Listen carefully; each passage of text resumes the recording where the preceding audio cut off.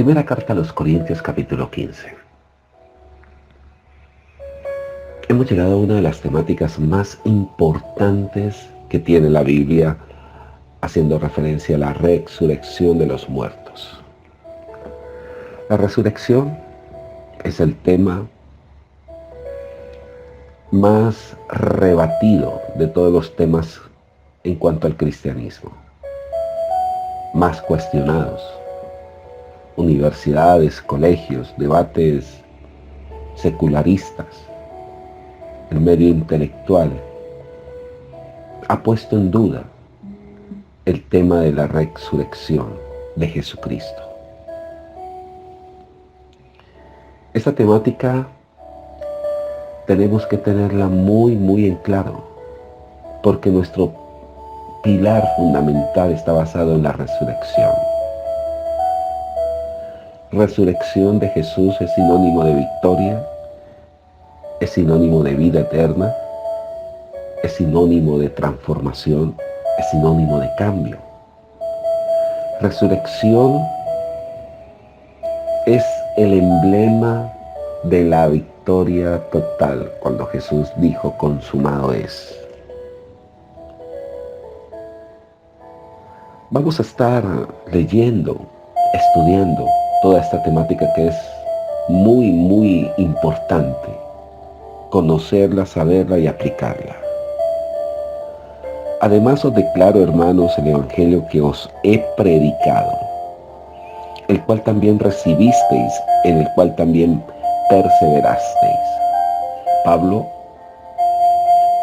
sabe que Dios lo escoge a él para un evangelio especial.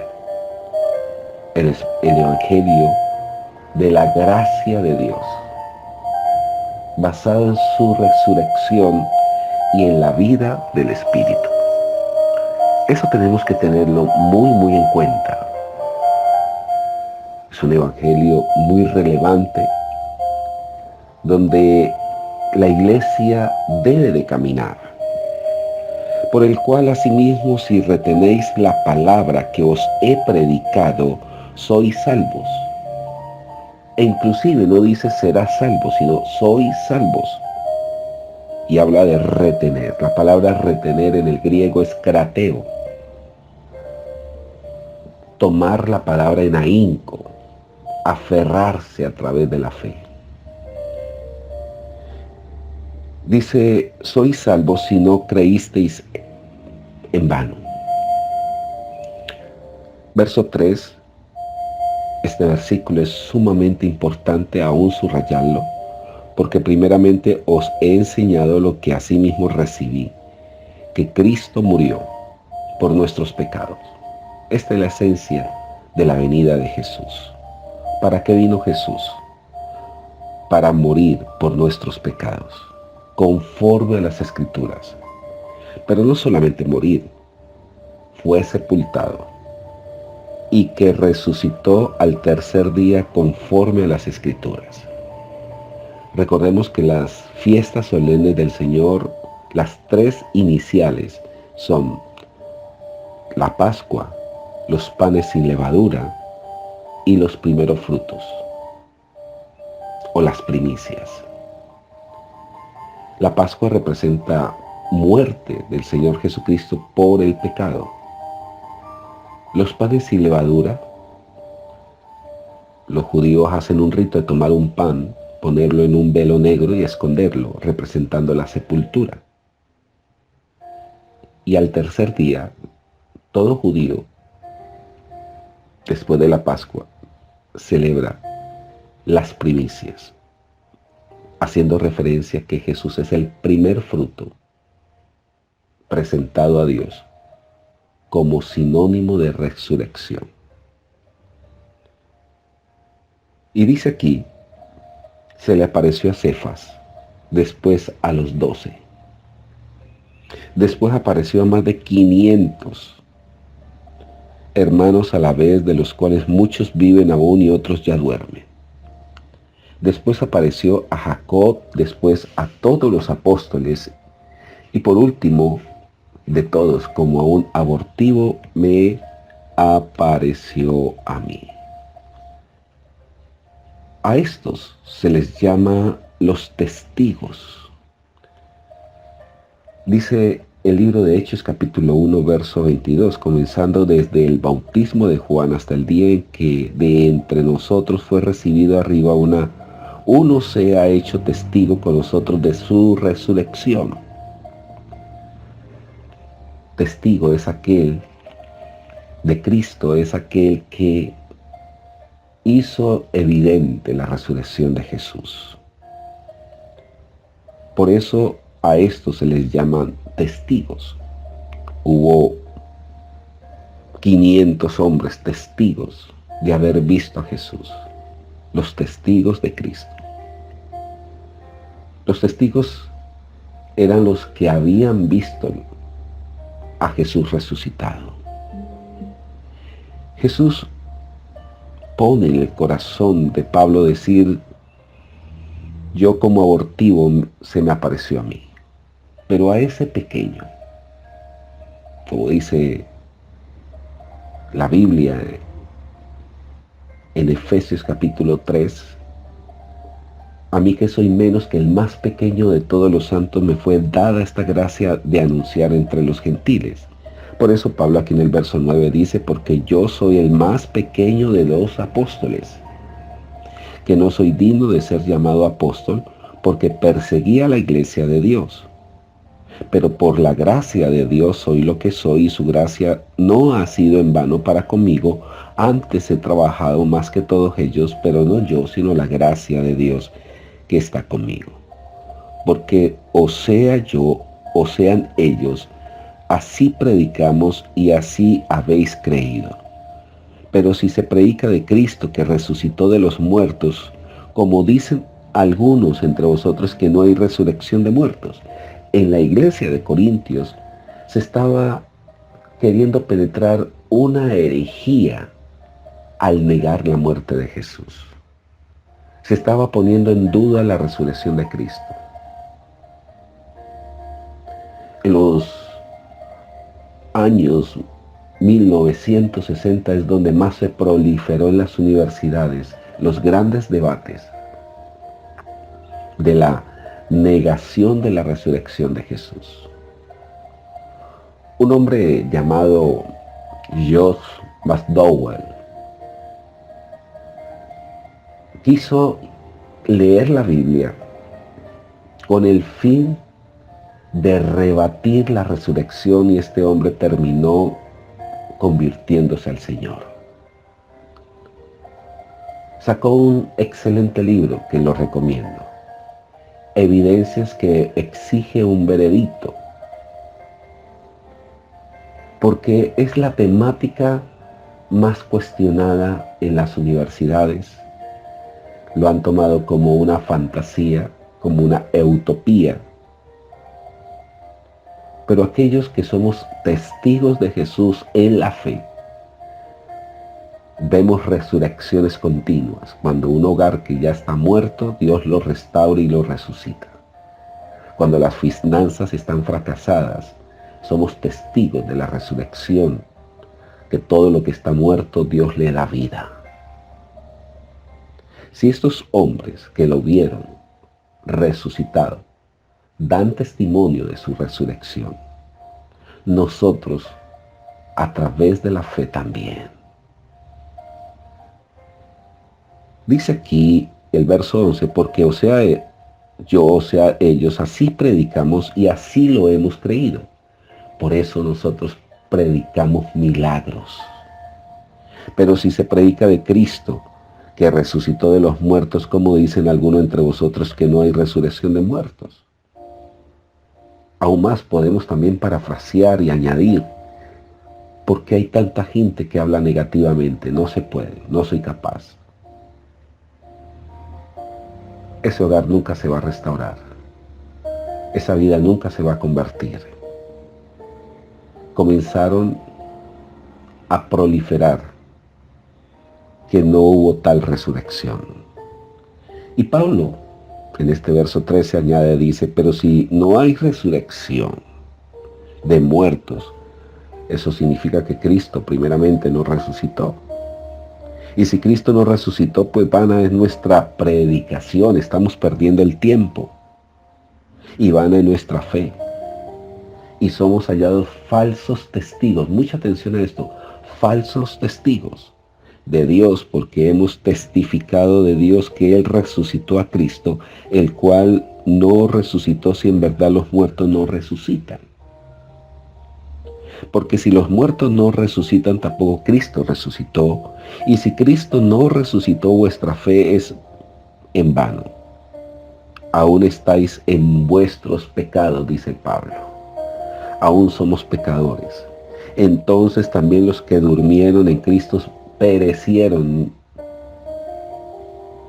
Por eso la resurrección es el fundamento principal, es el evangelio a predicar continuamente.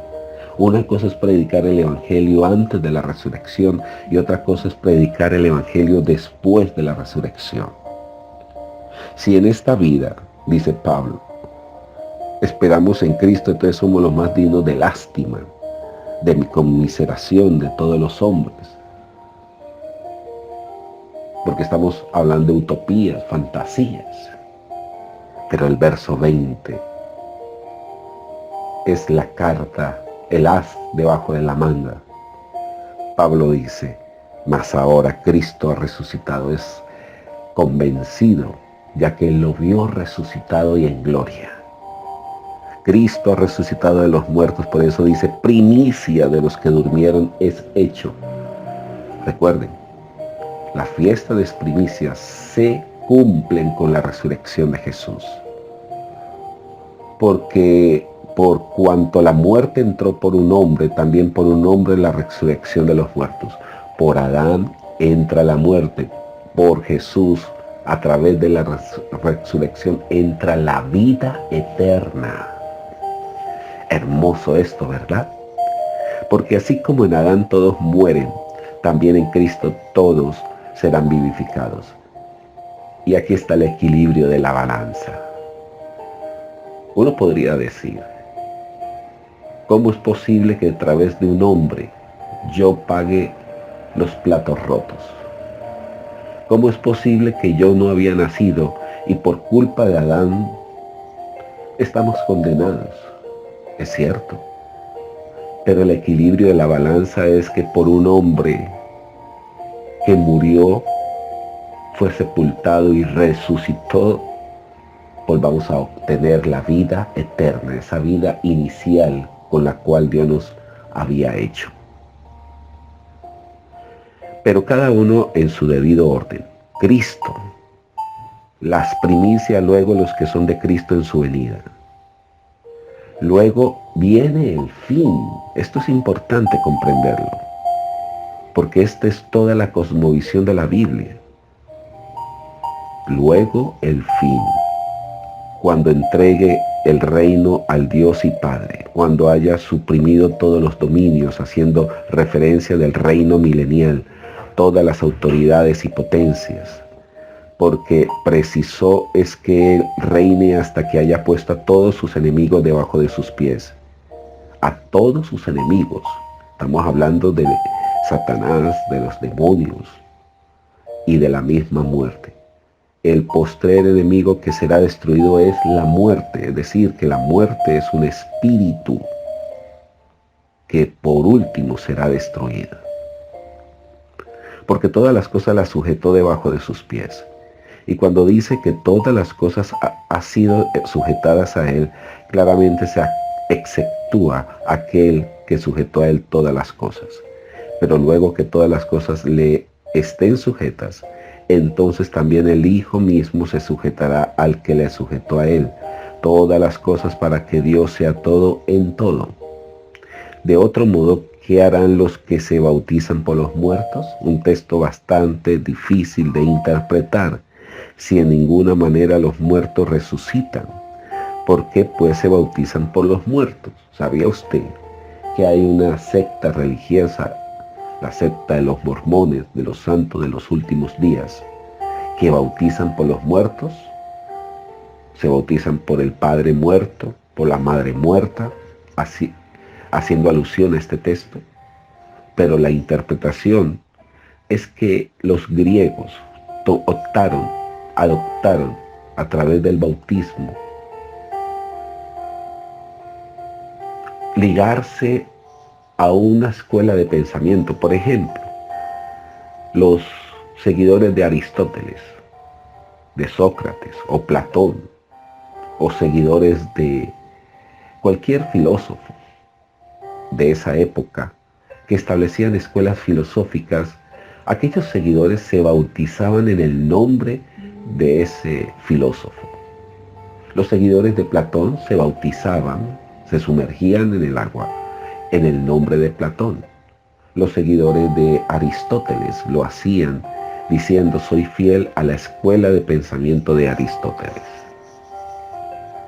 Por esa razón, Pablo dice: cantidades de personas se bautizan por los muertos, ya están muertos. Pero qué especial nosotros, que nos bautizamos en el nombre de Jesús, uno que murió pero que resucitó.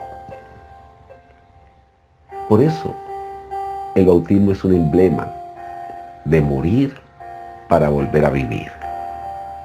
Os aseguro, hermanos, por la gloria que vosotros tengo en nuestro Señor Jesucristo, que cada día yo muero, y esto es hermoso. Si como hombre batallé en Éfeso contra fieras, ¿qué me aprovecha? Si los muertos no resucitan, comamos y bebamos, porque mañana moriremos. Y esto lo decía un filósofo llamado Menandro. Este era un dicho de Menandro, filósofo de esa época. Pero Pablo le dice: no erréis. Las malas conversaciones corrompen las buenas costumbres. No se involucren en este tipo de charlas. Y sobre todo aquellas charlas que niegan la resurrección de Jesús, le dice a los corintios. Velad debidamente y no pequéis, porque algunos no conocen a Dios, para vergüenza vuestra lo digo. Pero dirá alguno: ¿cómo resucitarán entonces los muertos? ¿Con qué cuerpo vendrán? Y aquí encontramos otra gran gema. Necio, lo que tú siembras no se vivifica si no muere antes. Y lo que siembra no es el cuerpo que ha de salir, sino el grano desnudo, ya sea de trigo o de otro grano.